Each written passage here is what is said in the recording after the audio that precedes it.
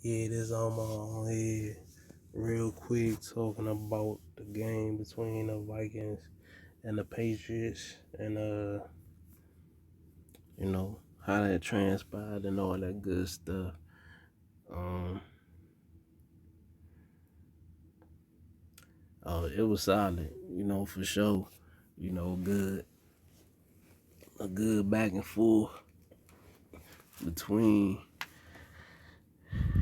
the Vikings and the Patriots. Kurt, he was doing his thing. I was impressed with Matt Jones too. You know what I'm saying? Especially because he played the Jets defense, and the Jets defense is like the Broncos defense, where some weeks it can make you look real shitty and real trashy. So, well, Matt Jones he came to play. It was a primetime game, and the past few times he been on prime time, his stats really hasn't been hitting on nothing. It's kind of like how they had the handcuffs on him and whatnot. So, this game he was able to cut loose. Reason being the Vikings defense is like very subpar. Definitely in the lower tier of the teams this year, and that's surprising, especially because the Vikings normally, have a solid defense, but this year it's like you're able to, especially passing the ball, you could definitely pass the ball on their defense. And so, what was key about the game yesterday?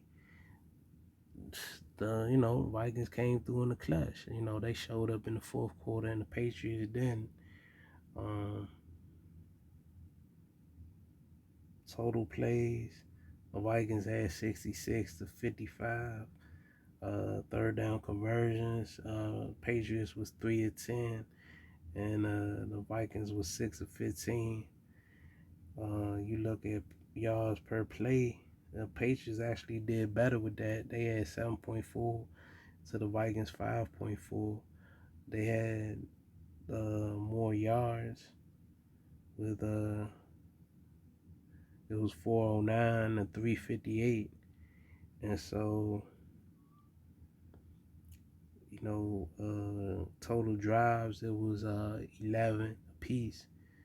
So it was kind of like it's kind of like a nip and tuck. The only difference you saw really was penalties. Patriots had 6 penalties to Minnesota's 3 penalties, and then the Vikings had the ball for 36 minutes, and Patriots had it for 23. And that's it right there. As high powered as the offense that the Vikings is, you can't give them the ball to close to 40 minutes, especially last week where they had the ball for what I think it was under 20 minutes. You know what I'm saying? So, they made that a focal point as if you let them stay on the field, they gonna dog your ass. You know what I'm saying? I think last week was one of them games where, like I said, they had two emotional wins versus Washington, and then 2 weeks ago, and then not 2 weeks, but 3 weeks ago, and then Buffalo the following week, and then last week, they kind of was flat. They ain't had nothing in the tank. So you saw that, and full display.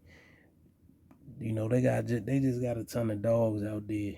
You know what I'm saying? Patriots, they should be encouraged by Matt Jones, and maybe they should, they could switch it up. They don't have to be so conservative. Against some teams, they can let Matt Jones just eat and see how that offense could look. But he was he was cool. Can't even hate on that. What 3 382, 28 to 39, 2 touchdowns, no interceptions, 119 passer rating. Yeah, phenomenal. I mean, Minnesota, surprisingly, they just gobbled up the run game. So they just, they was leaning on Matt Jones and he was coming through. You know what I'm saying? Parker came back from injury. He had 4 for 80 on 4 targets. Stevenson, he had 10 targets, led the team, and then he caught 9 for 76. Had that 40-yard game, but that was in the second half. Aguilar, he was out of 8 targets, he caught 6 for 65. And Henry, which they need to feed him more. He had 5 targets, caught 3 for 60, 63 in the touchdown. So they just need to incorporate their weapons. You know what I'm saying? They really ain't like, the analysis will tell you that they don't really got nothing. And I'm gonna say they not top tier, but Henry and Janu Smith, they solid. And then, you got Parker, who could be a number two. Jacoby Myers is somebody that can move the chains. You got that Thornton kid, and damn, who else they got? Damn, who the fuck else they got? I think, do they got another Stevenson on as a receiver? I don't know, but I just know Thornton is the young dude, and then they got Aguilar. So they got some decent pieces where they could try to, make it where they Matt Jones can, they trust Matt Jones a little bit more. But some games Bill Belichick be like, nah, fuck that shit. If it's just me, we gotta run the ball. You know how he is. He like, look, I don't care how we get the dub, we just get the dub. So, they put on a decent performance. You can't even get mad at that. Defense had 1 sack, 4 QB hits. They had 7 tackles for losses. So they was and they had 1 interception. And so, that's solid. You feel me? On the road, 4 days, 4 days or 3 days to prepare for the Vikings offense. That was a decent showing from them. You know what I'm saying? Like I said, I was surprised because of how much of a offensive attack they did. But then you given how bad of a defense Minnesota is statistically this year, it shouldn't surprise you that much. Now you flip it over to this dude on the screen. I know people saying shit. He the same old Kurt. Same old Kurt. He gonna let you down. But hey, man, last night he went on prime time. Shit that people say, yeah, he don't never do. The dude, they got a little thing going. They mixing something up. It had a little minor hiccup last week. But I mean, you see, he got that dog, man. I mean, that number 18 making him feel hella comfortable. You feel me? Like he can bank that shit. Like, yeah, I just throw it to him. I just throw it to him, just in his vicinity, and then JJ just gonna come down with that shit. You know what I'm saying? And he a dude, man. Like I said, last year was Cooper Cup. This year is all about JJ.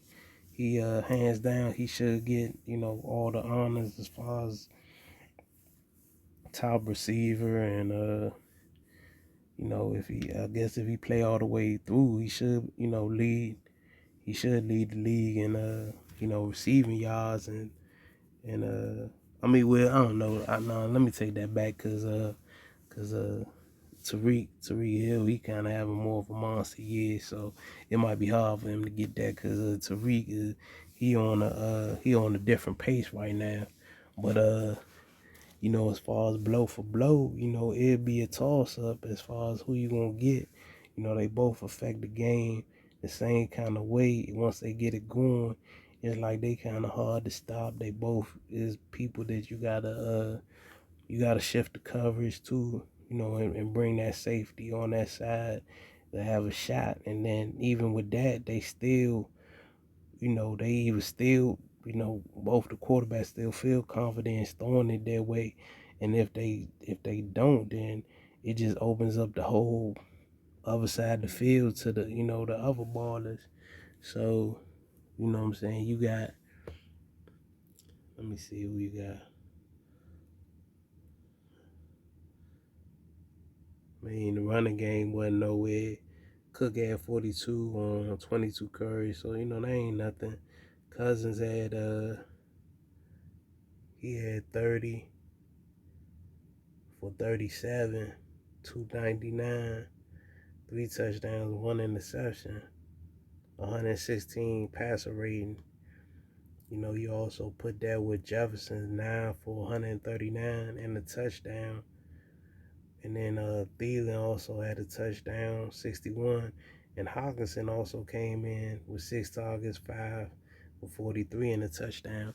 So if the only person who didn't score that's one of they studs is Cook, but you let all the other dudes cook, man, you ain't fucking with this team, man. Like I said, you know, it's gonna be interesting if Minnesota get another game versus the Cowboys, and just to even see where it shake out, because they gonna be feeling like, yeah, we can dust these dudes off. It was good they took that slug, because I think they gonna be able to be more hungry the next time they go at each other.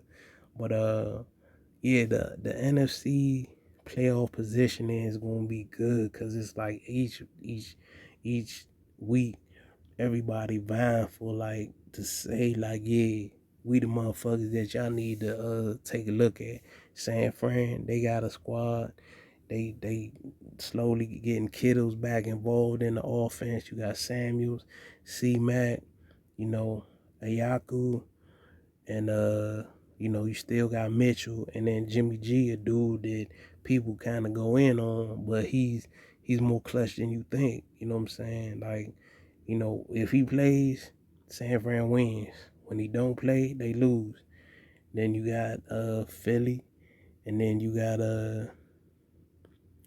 damn, you got Tampa Bay. They kind of flying under the radar. So the top half of the NFC definitely is loaded. The Patriots, they lost. That take a hit as far as they a little bit of a hit as far as they playoff positioning, but since they didn't really lose to an AFC, it might not really push them back that much. But yeah, Minnesota gonna be a tough out for the rest of the year. Anybody think otherwise, they ain't really paying attention to the games. But alright, that's my thoughts on it. Thanks for listening.